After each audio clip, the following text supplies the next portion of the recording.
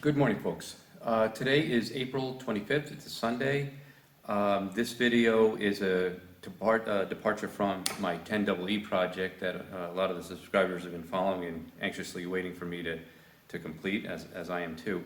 So I have to hop off of this thing at the moment. It's springtime. It's getting nice out on our little farm homestead that we have here. There's lots of stuff to do when the weather starts getting nice. So between that and the fact that work has gotten incredibly busy, I haven't really had a lot of time to keep up a pace on this project. So this project is being done in real time. I don't have a little stockpile of videos that show, what I've been doing.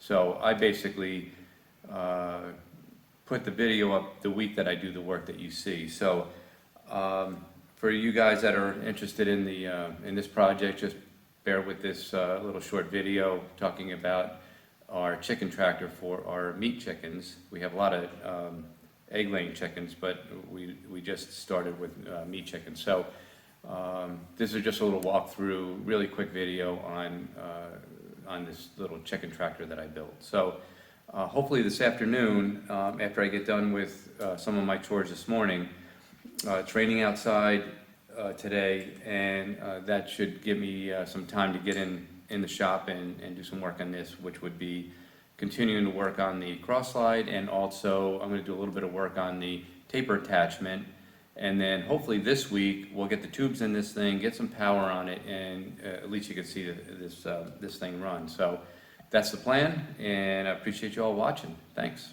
Hey folks, today I'm going to just go over my version of the John Suscovich chicken tractor for our meat chickens.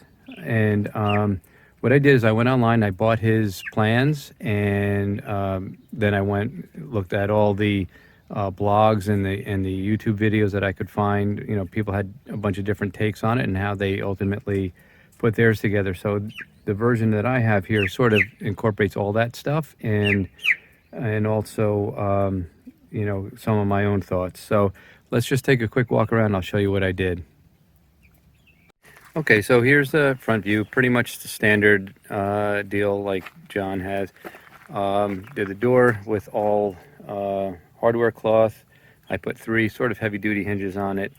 I put this latch right here, and I also added this little cable that goes inside, so that in case the door closes behind me, I can get out without having to tear the thing to shreds. I put a perimeter of electric fence and mounted a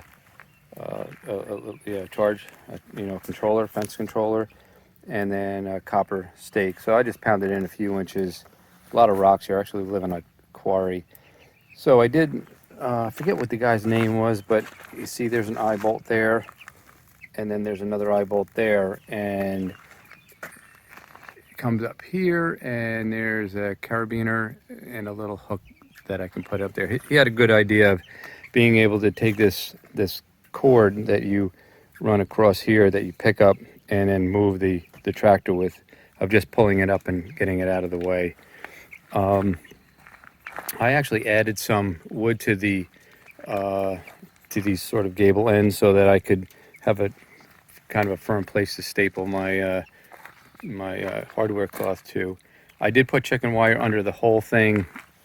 Anywhere above here up, I put chicken wire under the tarp. And let's see, for watering, I put like a shelf bracket, closet pole bracket. I have a 5-gallon bucket. I put one of these bung adapters on with some flexible hose, and we'll go inside and I'll show you how I hooked up the water. Right now I just have this piece of black plastic up here. These guys are still pretty young. It's a little bit chilly out. I hung a couple heat lamps in there, so I just want to keep the draft off of them and make sure that they stay warm. I also did the trough inside to disperse the feed. I just put these guys in today, so they're still getting used to things. The other thing that I did was I used these tarp clips along the bottom, and I screwed them into the bottom chunk of wood. And the reason why I did it this way is I can just loosen those things, and then I can fold this tarp up, say to this point, I'm sorry, to this point right here, opening the whole bottom area, and then I'll clip the tarp up here wherever it falls when I fold it up. And the reason for that is, you know, when it gets hotter and you know, the chickens get bigger, we need a little bit more ventilation. So what I'll do then is just fold these sides up, and I don't have to like unscrew the you know, the tarps or have bungees and stuff. So put a bunch of those on. I got them on Amazon. They seem to work pretty good, and you know, we'll see how it all works out. The other thing that I did, I'll go around to the back, is because you can see it better. Somebody on YouTube, I'm gonna find his name, because he really has some great ideas. So instead of bending the tubing up here, he suggested using these EMT 90s, which I bought, and then you take the top screws off and you put a 1/2-inch EMT clamp on the top, which holds the ridge pole. Thought that was a great idea. Here I ran a little extra piece of EMT just to support the heat lamp. So that'll come out, you know, when these guys get bigger and they don't need heat. So let's go inside. I'll show you. I'm sure these guys are going to be a little ticked off when I get inside, but that's all right. Okay, here we go. They're pretty skittish. So there's my little, oh my God, what did I do kind of thing if I trap myself in here. I actually did that on some other chicken coop I built years ago. So what I did here was I used a piece of PVC and those, you know, watering little fittings. So these are just gravity. So you hit that and the water comes out. And I have two settings for these. They snap into these plastic PVC pipe connectors. So one when they get bigger, then this one when they're smaller and they can reach that one. And I'll have to move it up when, you know, when these guys get taller. So again, that suggestion was from that same guy that talked about the center pole and a couple other things, and I thought those were great ideas. Let's see what else. Oh yeah, I did the suspended feeder, just like John talks about in his video. I did put a little ground feeder and groundwater simply because this is their first day out here, and I just want to make sure that, although you can see right there, they've already figured out the water situation pretty well. I got these chickens from Murray McMurray. They're 2 weeks old. They've been inside my my garage in a water trough with the heaters on it.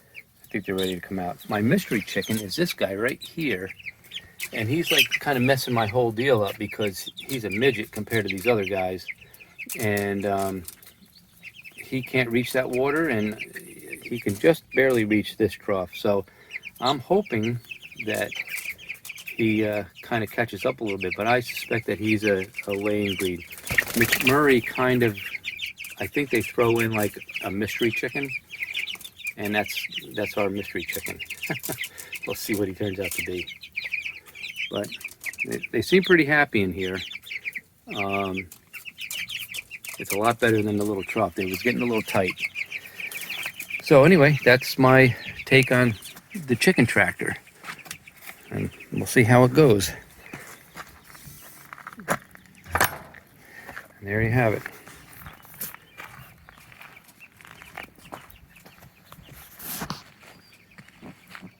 Okay, see you guys later.